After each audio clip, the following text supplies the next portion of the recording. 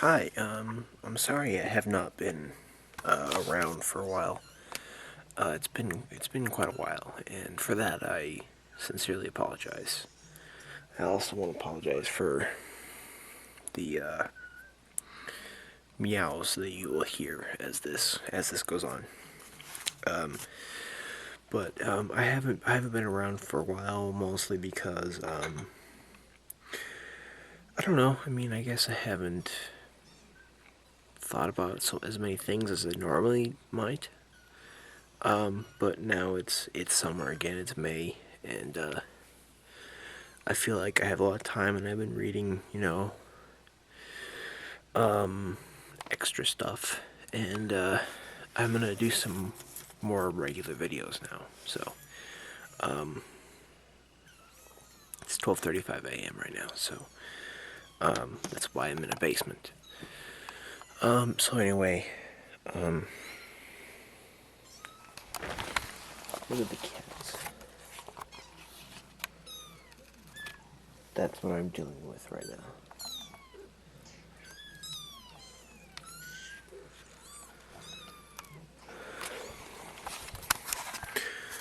Okay. Anyway, I've done a little bit on Sartre, a little bit having to do with his being in nothingness. I've done some things with respect to that. I haven't done an actual discussion on the whole idea of bad faith in itself, just without other things.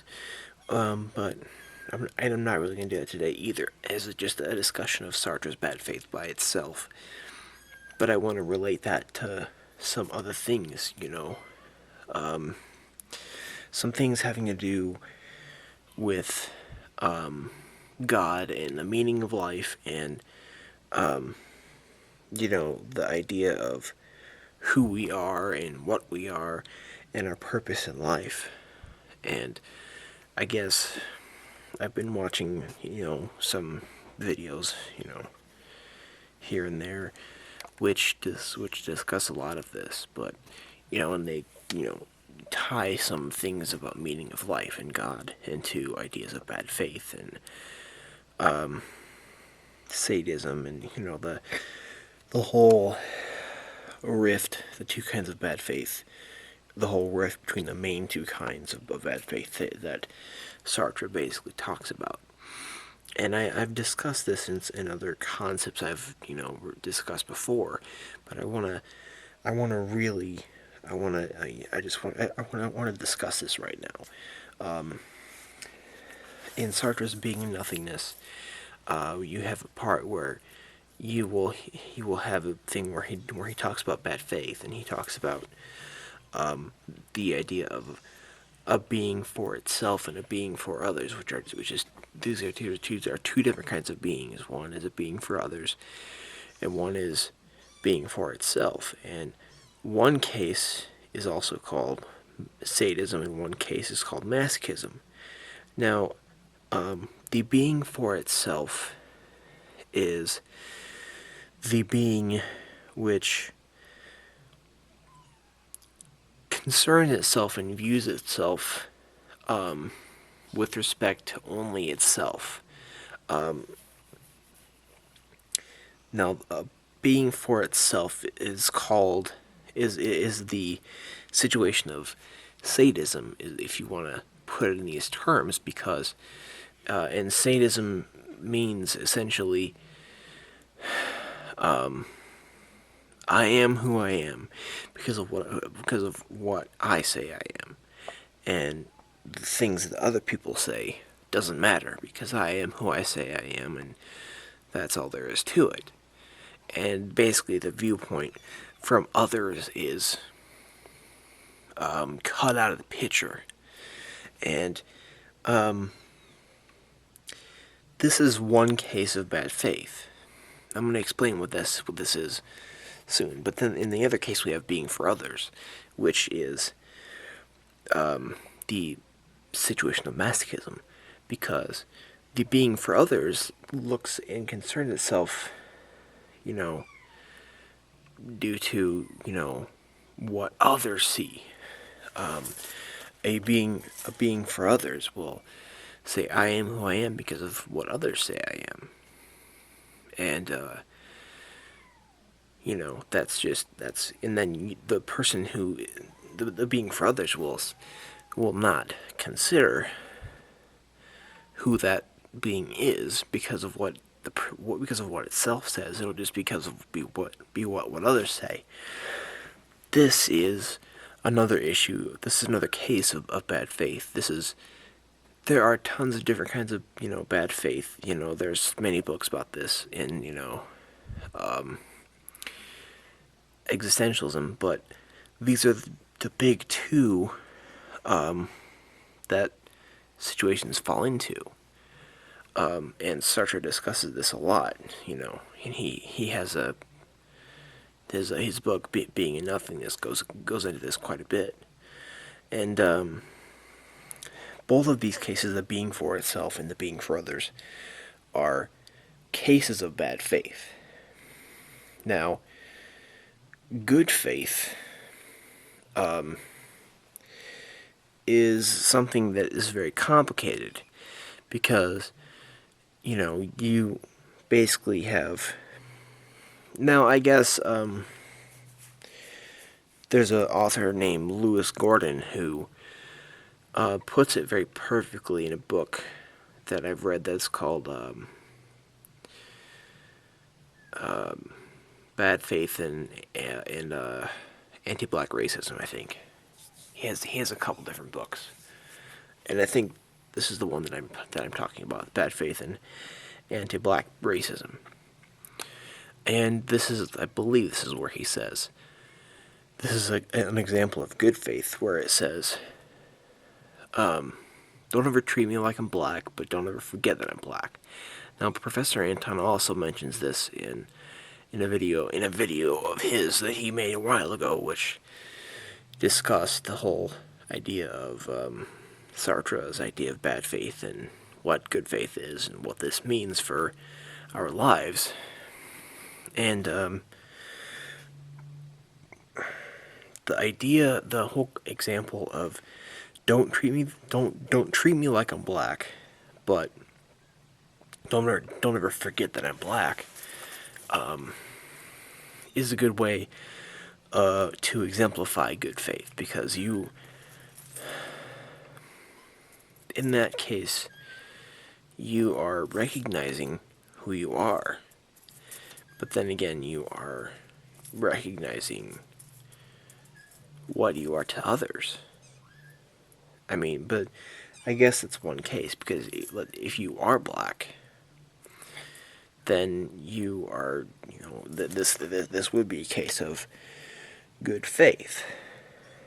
Now, I guess what this means, what this whole case thing of bad faith with Jean-Paul Sartre means, what the point that I'm moving towards is that the whole idea of meaning in our lives and who we are matters quite a bit, and that we, in this earth, we have a difficult time pinning down who we are and what the meaning of our lives are.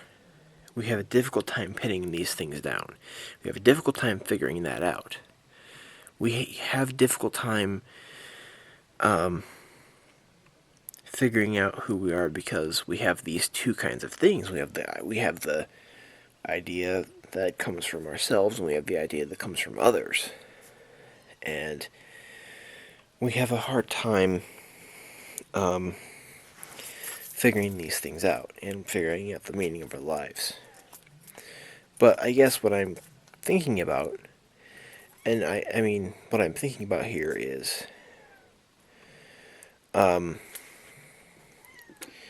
I think that there is a way to move towards, figuring out the meaning of our lives. We do have there is a sort of path towards figuring out the meaning of our lives. And I guess I'm thinking about a certain biconditional here, where if we know the meaning of our lives, then we know who we are. And if we know who we are, then we know the meaning of our lives. And I think we have a path towards figuring out the meaning of our lives. But first of all, I think that, and Professor Anton as well as other people and philosophers talk about this a lot, and so as does some existentialists do, that there's this concept of being otherized to the point where we have this sort of intersubjectivity, to where, and I guess my idea, when I think about intersubjectivity, I think about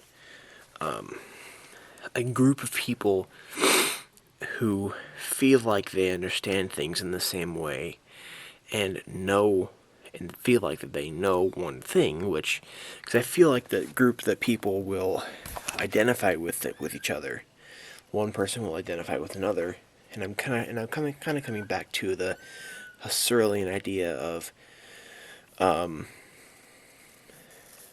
monadic substances of people. Like, I guess I have not read this part of Husserl in a while. I'm trying to think about this. I have videos about this, but I'm trying to think about it.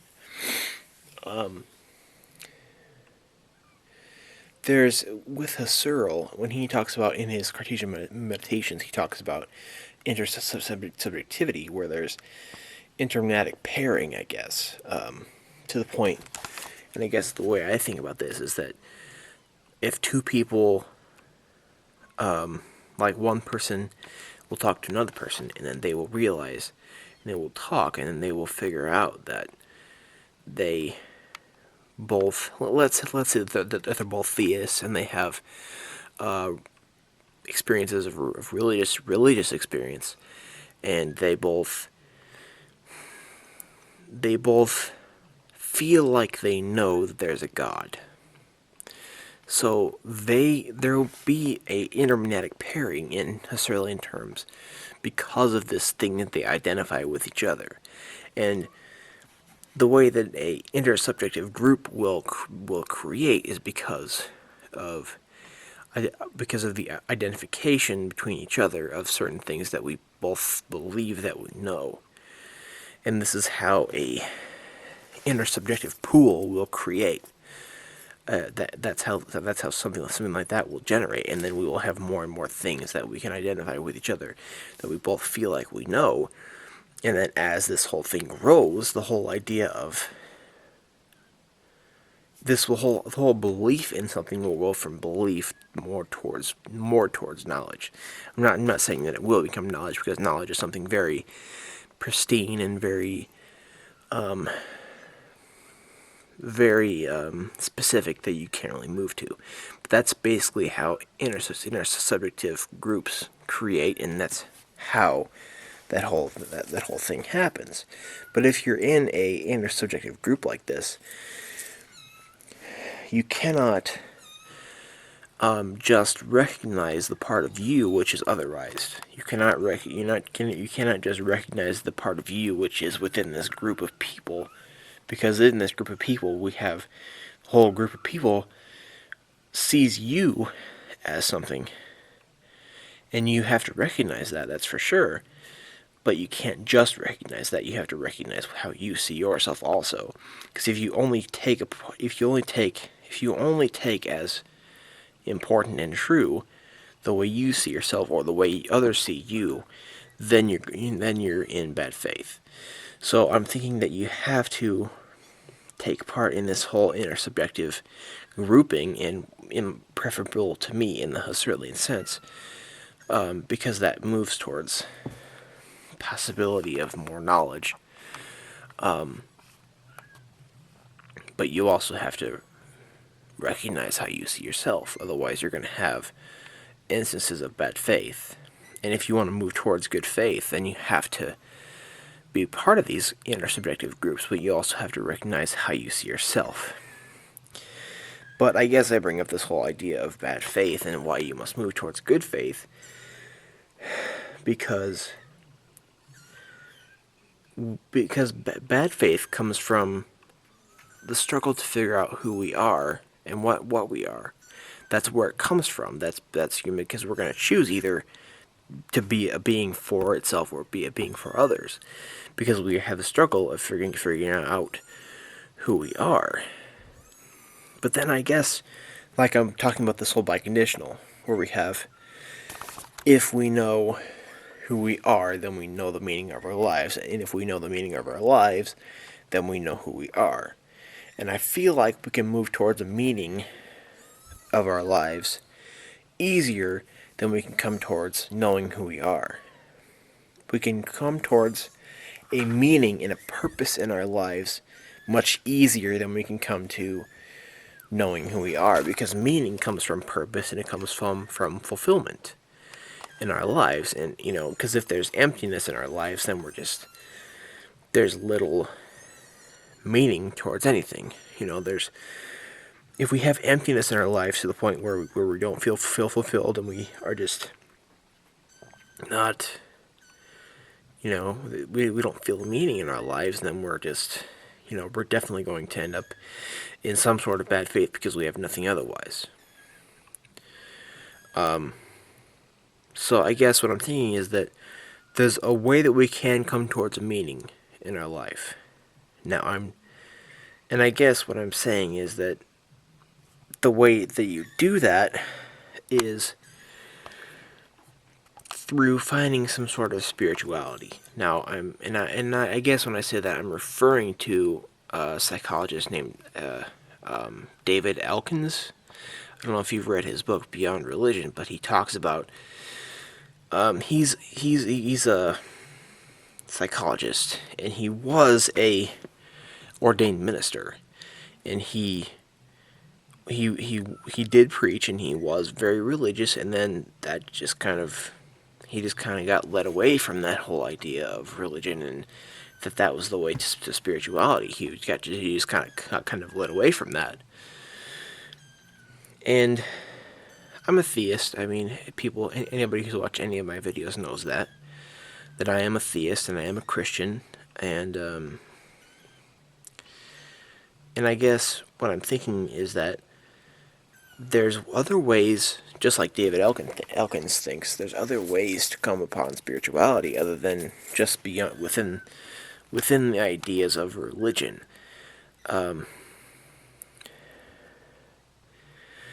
Religion stays within the idea of God, of course, and stays within theism, and believes that that's the only way to come to spirituality. Now, I'm going to say that is the best way to do that. That's the best way to come upon spirituality, because you're actually finding spirituality in some kind of being, because if you open yourself up to seeing that being, then you're going to have more spirituality and more meaning in your life. But David Elkins subscribes to 8 other paths to spirituality. I can't remember what those are right now. I know that one of them is the body, one of them's psychology, and one of them's the dark night of the soul, and then I'm going to discuss this later, but I don't really remember what all of them are at the moment. But the point is that there are other ways towards spirituality. All religious fields and other fields claim that they are the way to finding this river of spirituality, as Elkins says. But there's many ways to come upon this kind of spirituality. And if we can find this kind of... Elkins says in his book that he has had patients who have come to him for psychotherapy who these are people who feel empty in their life. But then he introduces them to this new kind of spirituality, which is secular and is outside of the walls of religion. And yet they have this new kind of fulfillment, and they have a purpose, and then they're just so much happier than they were prior to coming to see Elkins for psychotherapy. And that tells me that there is spirituality and fulfillment and meaning beyond the path of religion.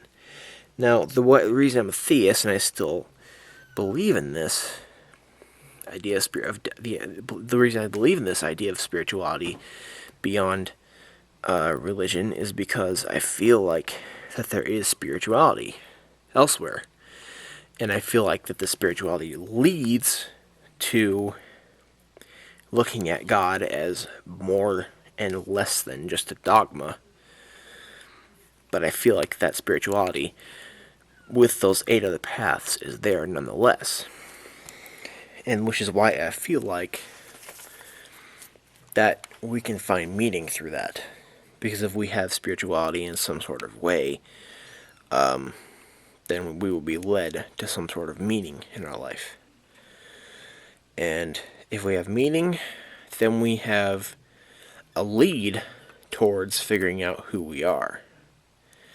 And then we can have a new kind of good faith than we would have been able to have prior.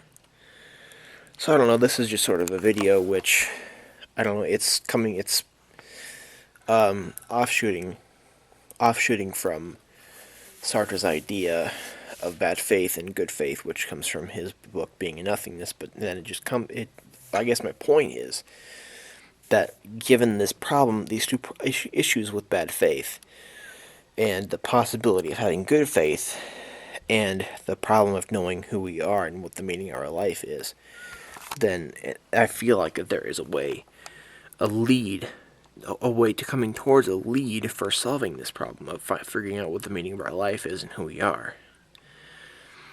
Now, I'm going to come back once I've read into this book more by David Elkins, and I'm going to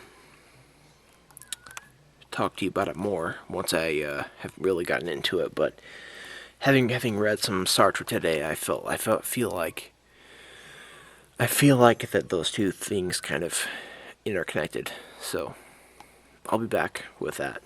So have a great day.